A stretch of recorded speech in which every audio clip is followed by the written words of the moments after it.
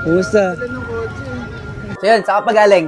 Sa LA, Lower Antipolo. Lower Antips. Gangkas ka? Oo. Kasi yung helmet. Hindi nga. Hindi ka siya. Init eh. Sabi niya, kapal kasi ng buhok mo.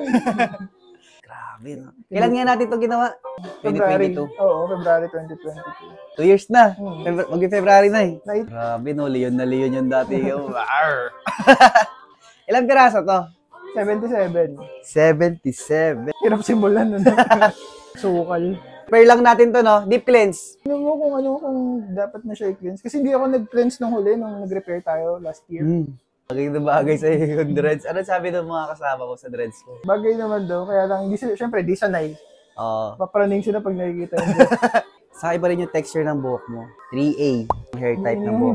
Hindi pa siya kinky, no? Pero hindi rin straight. Ito, ko, hindi ko makita yung anit ko eh. Kahit ganun-ganunin ko eh. So, ako na yung sinabi mo na, araw-araw, kakalasin mo siya. Okay naman eh, hindi naman siya ganun kadikit-dikit eh. Ito, nag-asawahan na to, hindi ko na magawa ng paraan. Bahala dyan. Rarabuhin ko talaga itong matindi. 2 years old, dreadlocks, 77 pieces. Let's go. Mamay, gusto ko yung shoutout sa mga fan mo. Tamang fan, pero shoutout sa asawa ko. Shoutout kay madam. Alaga sa anak kong makulit. Let's go, simulan na natin. Grabe.